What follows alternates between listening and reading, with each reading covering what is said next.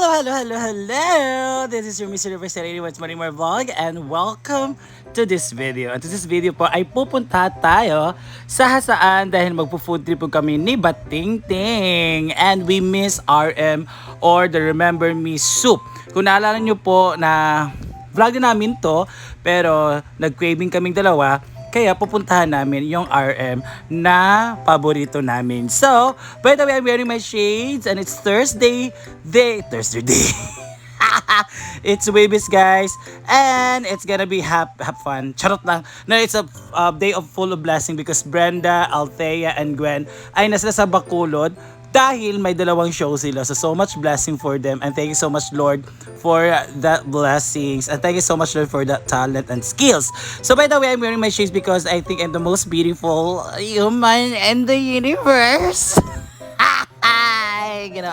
So, ayan na, sa kami ni Batingting kasi we're always body. Kasi, kababata and kami yung super close na wala pa yung SC. Super close na kami kasi noon pa man ay magbabarkada na. So, dumaan tayo sa aming tulay. Yan po yung tulay namin dito sa Bubuntugan. Baka laki at malawak po yung tulay namin. And doon sa baba yung ilog.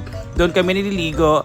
Every weekend, Sunday, kasama mga kaibigan din sa Bubuntugan. Dito naman, itong tinatawag nating Diversion Road, basta crossing, papasok po yan ng Hasaan. So dyan po ang papasok sa ating sinta. This is what we call Nahalinan, guys. It's part of Hasaan. It's part of Barangay Lower Hasaan kung saan kami nabilong ni Batingting. Ayan. So may mga students, mga gwapo ayon. So meron tayong spillway, guys. Yan po ang spillway. At dito sa spillway po ay merong RM Station number 3. Dito sa amin yan. So, lalakbayin natin yan kasi doon tayo sa paborito namin, yung RM Station number 2. Kasi may RM Station number 1 dito.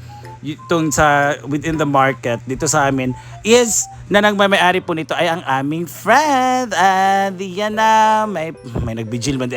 So yan, close. So we're so very sad na close pa sila ngayon, walang notice. Charot. So pupunta natin ang RM Station 3. So doon kasi masarap din po doon. Kaya po doon tayo kakain for this video. And yan ito pa ang ating market sa Lower Hasaan. Doon po yung dry market and wet market. Dito na may mga bangko, may mga groceries, marami pong establishment dito sa aming market sa munisipyo ng Hasaan. So dyan po ay pupunta na tayo doon sa RM Station 3 dahil close po yung paborito naman. So ito na yung sasabi ng RM Station 3. This is within the spillway. This is located at Nahalinan, Lower Hasaan, Lower Hasaan pa to. Lower Hasaan, Misamis Oriental sa may spillway. Yan, yun po yung spillway natin. So dito po, ay marami silang mga offer. Merong RM, spillway po. May RM station, may RM, yung main nilang menu or dish. And of course, yan, nakikita niyo si Kuya, siya yung tinatantad ng RM. So, yung RM po nila dito ay minsan beef, minsan pork. So dito naman ay marami silang ulam na mga available. So yan, nakikita nyo naman nasa Stanty. Ayan. And meron tayong tortang talong, meron tayong lamang loob, meron tayong humba, meron tayong pansit, at meron tayong adobong bamboo soup, yun. And ito yan na nga ang kanilang RM with rice. Dalawang rice po tayo ngayon kasi gutom po tayo. Yun po ang sabon. At saging na po si Batingting. And ayan na, nakikita nyo na may mga, ang sarap tignan, no? Ang super sarap, basta masarap, ang super sarap talaga nito. Ang kanilang RM dito sa Hasaan. So, this is our second bet kasi yung first bet namin close. So, makikita nyo doon, it's color orange, parang RM na RM talaga siya. Dito naman wala silang coloring. So, dito naman, it's your choice of pagtimpla. Pwede, may toyo naman, may toyo, may patis, may pepper powder naman or sa amin pamintang durog. O yan, and kayo nang bahala sa pagtimpla kung nakukulangan pa yung sa kanilang timpla kasi may main timpla po sila dito na RM sa kanilang sabaw.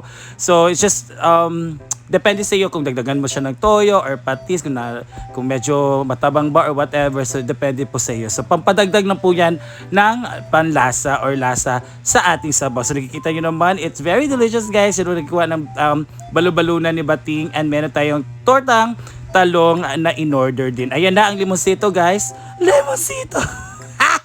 Lemon, ayan na. And of course, ipipiga po natin yan kasi mas masarap yung maasim-asim. Alam niyo mga maasim-asim, di ba masarap? Ay, machi. Ay, sarap na una. Ay, ano yan, let's tikman natin ang sabaw. Super sarap na. So, it's okay na on, may panimpla guys. So yan, si Bating, pag piyan ng sili, natapon po yung mga sabaw, sayang naman. So, kaya pinunasan na lang ni Kuya no, ng staff dito sa atin. So, she was so worried about kung manapasok ba daw kami or whatever. So, okay naman. Na-slide lang talaga yung ano ni Bating, yung bowl sa kanyang kamay. So, dinagdagan naman ni Kuya kasi may libreng refill naman dito ng sabaw. So, ayan, na happy na ulit si Bating. Pero wala yung mga laman-laman kasi So, tinimplahan niya ulit kasi natapon yung sabaw na una na natimplahan na niya. Kaya, pwede na timplahan ulit. So, dito you are free sa pagtimpla or pagdagdag timpla ng yung mga sabaw. So, may soy sauce tayo. Meron tayong patis. Dito naman, ito yung spillway. Doon pa rin yung spillway, guys. Dito, daan po papuntang market ng Sento. Kaya maraming dumadaan ng mga sasakyan. May bulkan, may rela, may jeep, may mga habal-habal, and any kind of vehicles. Ay, gano'n ka, any kind of vehicles. Let's start eating na. Ayan, dinagdagan ko siya ng patis kasi nalimutan ko.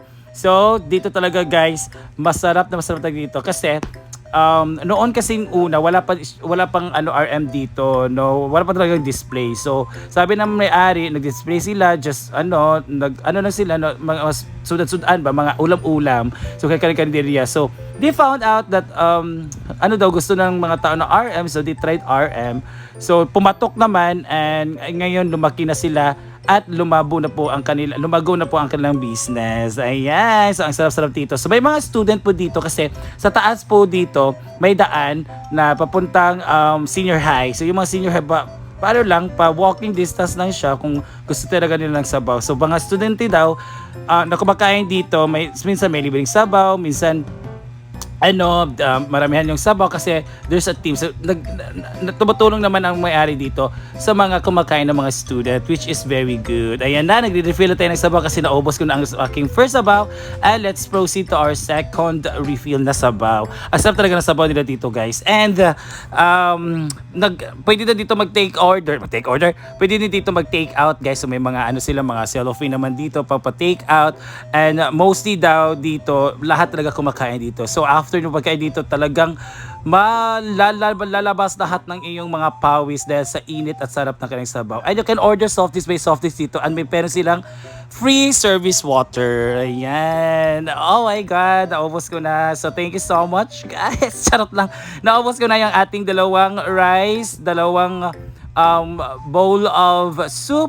Ayan, naubos ko na yung torta, naubos ko na yung ni Bating yung balubalunan ng manok, no, na in-order niya, at 3 saging po ang kanyang naubos. Ayan. So, ang nabayaran ko po dito, guys, is just 215 pesos. Dalawa na kami ni Bating. So, may sabaw na, meron ng rice, meron ng saging, may dalawang ulam pa. So, di ba, very mura lang dito, guys.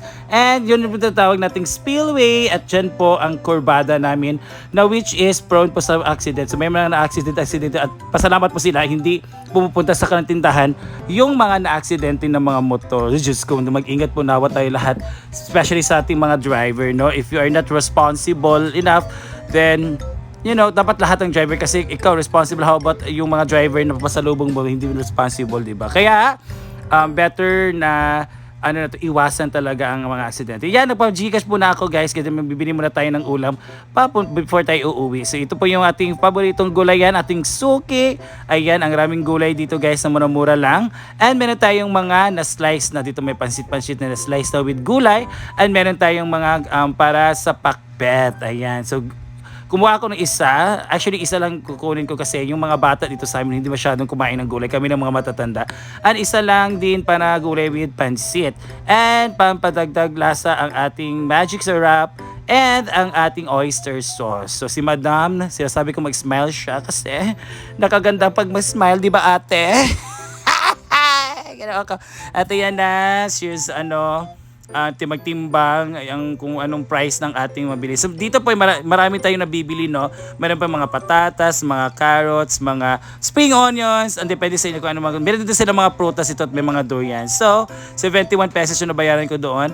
And uwi na po tayo. Dito na tayo sa highway. Yan po ang ating daan papunta sa Barangay Bubuntugan. So Rower Hasaan at Bubuntugan ay magkadikit lang po. Ayan po ang dito po natin mafanya. Dito po ang apartment ni Yaya Hana. Yun po yung sa Ubos. Yun po ang apartment ni Yaya Hana. Andito naman ang ating tulay na malawak. Diyan po ang laki ng ating river, the Kapulig River, guys. And doon kami natutulog. Nabuang na. Doon kami naliligo tuwing weekends with my friends here. So si Bating na hinatin niya ako. So pasalamat ako. Dito yung daan papunta sa amin. Yan. And meron natatrabaho kasi may mag-open dyan na tindahan soon. And this is your Miss Universe 81. It's Marimar Vlog. Thank you so much for watching, guys. Yun na pong bahay ko, yung color green na roof. And thank you po sa lahat ng support. And see ya on my next vlog. Thank you and I love you po. Mwah.